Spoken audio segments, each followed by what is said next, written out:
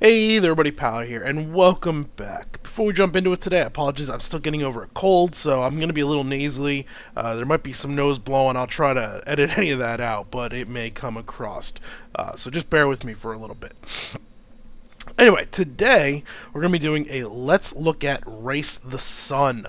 Race the Sun is a rather unique little indie game. It's a very mechanics-focused, not a racer.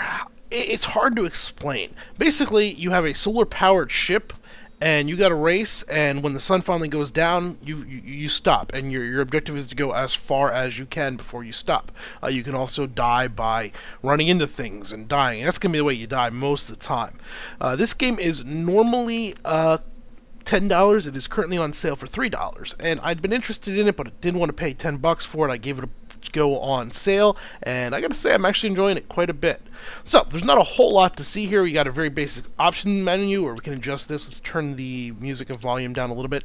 The music's acceptable. It does get a little old. It's better than some games that I've seen. Standard visuals, did nothing crazy, and very basic controls. For the most part, all you're worried about is up, down, left, and right to move your ship. Up and down really don't do all that much anyway. Your speed's entirely driven by how much solar power you have. Other than that, it also runs on controller. I'm actually playing on controller. I've done both. It's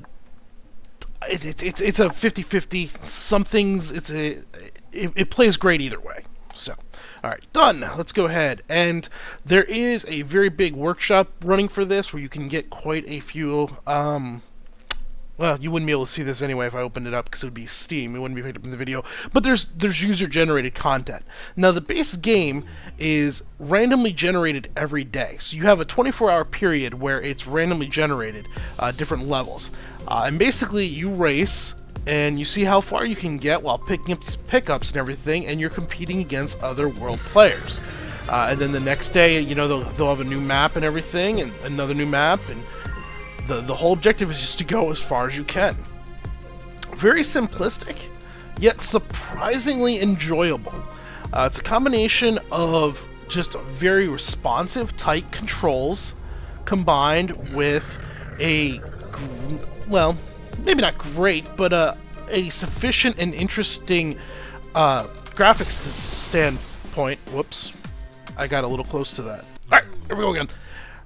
The graphics, I don't know how to describe them. I like them. I really do. I like the shadow design and the light design. It's very aesthetically pleasing to me. Always driving directly at the sun gets a little old, but you know, I don't think this is a game that you're going to be playing hundreds of hours for.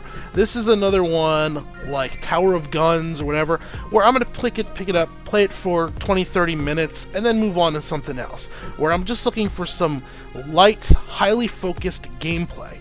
And that is what it does just really, really well. It's very responsive, tight, just fun.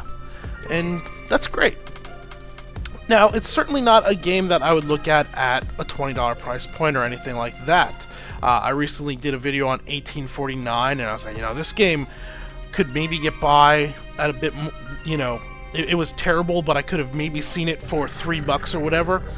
$3 for this, I kind of feel like I gypped the guy that made it. This is worth more, in my opinion, more than $3. It's better than that.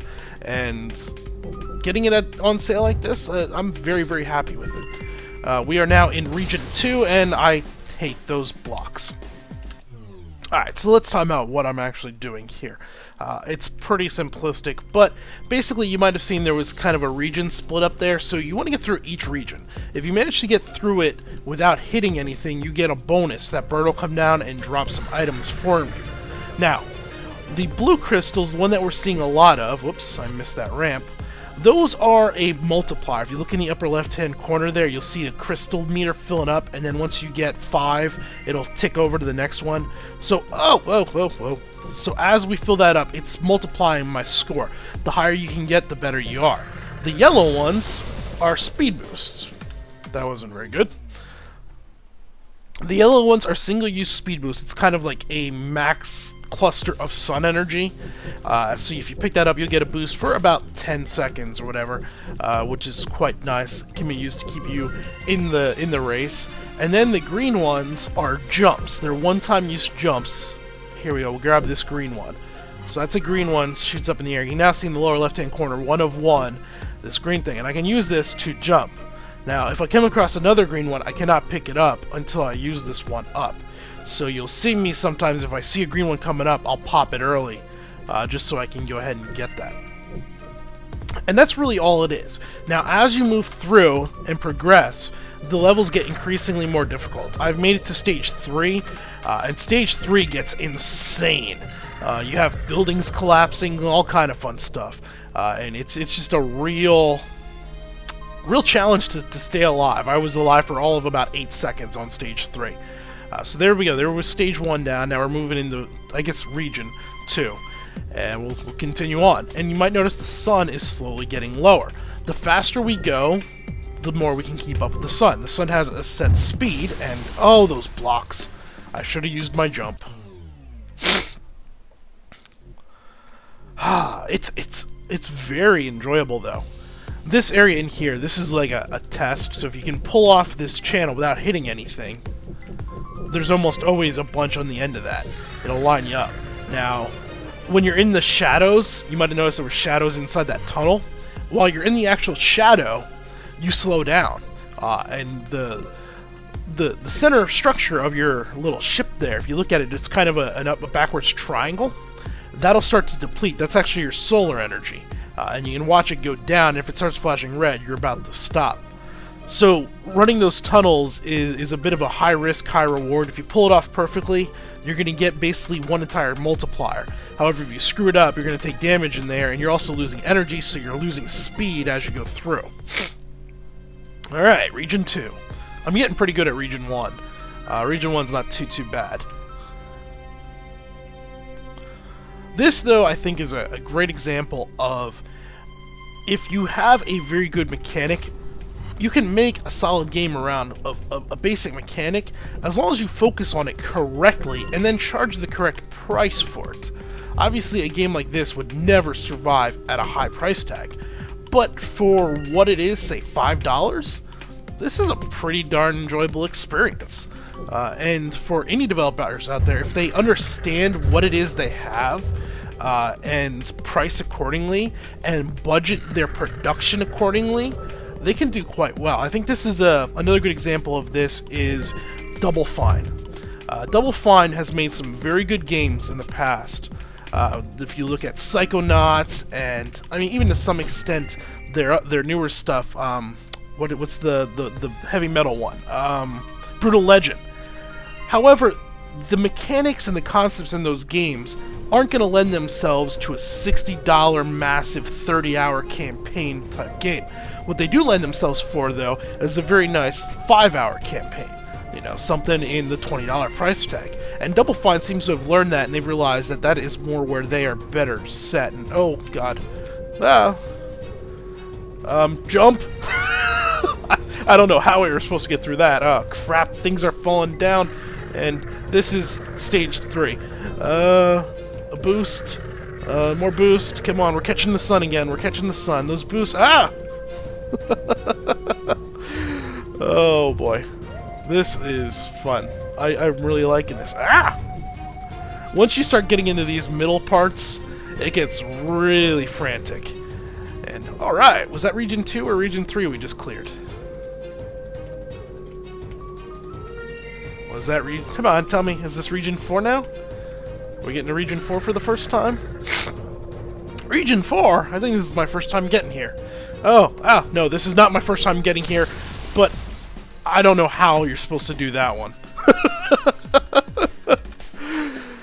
Yeah, I gotta say, if you guys are just looking for a nice little pleasant game, low stress, a relaxing game, I don't know if it's relaxing or not. I was kind of screaming there for a little bit, wasn't I? Relaxing might not be what this is. I don't know. Give this a look. It's actually quite fun. Oh yeah, this one seems... That one... Why did I even try? I don't know how you're supposed to get that one. That's a total dick move. Oh, there is one other thing I'd like to show. We'll do one more. There are some unlocks that you get through as you go through it. You can customize your ship. So far, I only have one. I got one where I can pick up these. It's a magnet. These items that you can pick up, you can grab them from a little bit further away with this magnet. I got that first one about 20 minutes into playing it, so I don't know. You know, and we'll unlock more. And then there's multiple slots you can unlock. If I'm recalling off the top of my head, 4 slots. We'll take a look at it here in a sec. The one thing they could do in, I don't know about DLC or patch, they could expand on the music a little bit. I'll have to see tomorrow when the map changes, if the music changes with the map. The music just gets a little repetitive. This would be a good one to kick the iTunes playlist on shuffle and just sit back and go at it. Alright, perfect region. Yeah. I need to get 2 perfect regions in a row. It's one of my achievements I'm after. Ah! Well, that sucked. I popped it, but not in time to pick it up. So now oh, good. Here's one. Yep. Windmills! The windmills can be a little dangerous if you hit it with a speed boost. Like, it's timed up that you should be arriving at the windmill right when it's coming around, but if you hit one of the yellow speed boosts, you can end up driving right into the windmill with it being unavoidable. Oh god, those darn blocks. Whee! Oh yeah, I like this. The ramps are coming down. Come on, stay on it. Stay on target. Stay on target. There we go. Yeah, all right. I'm really liking it. It is really, really good. And now I'm gonna die. Yay! I also need it. Was that a double perfect? It was close to a perfect. I don't know. I might have gotten that achievement. And there's another achievement for getting a 15 multiplier. We're getting close to that. No! Well, there goes that multiplier. At the last second, I decided to try to get in here. That wasn't the smartest move. No! Come back, son. Oh, we're done. We are done. We are done. We are done. We are done. Slowing down. Slowing down. Slowing down. And done. Alright. Clear 2... Yeah. New world portal key. Fly into the world portal. Briefly escape. Neat. Unlocked level 7. Alright. Okay, let's go back. And configure ship right here. And you'll see here, we're getting these different options. Right now, I just have magnet, and I can click that and add it on. Oh, you know what it looks like? It looks like there'll be 4 unlockables. Oh, no, there's more. There's 5. And then you can click to activate them. But this will give it a little bit of, I don't know, achievement hunting type things you can do. Overall, though, Chase the Sun, it's quite enjoyable. I'm having a blast, and for $3, you're not going to hear any complaints out of me.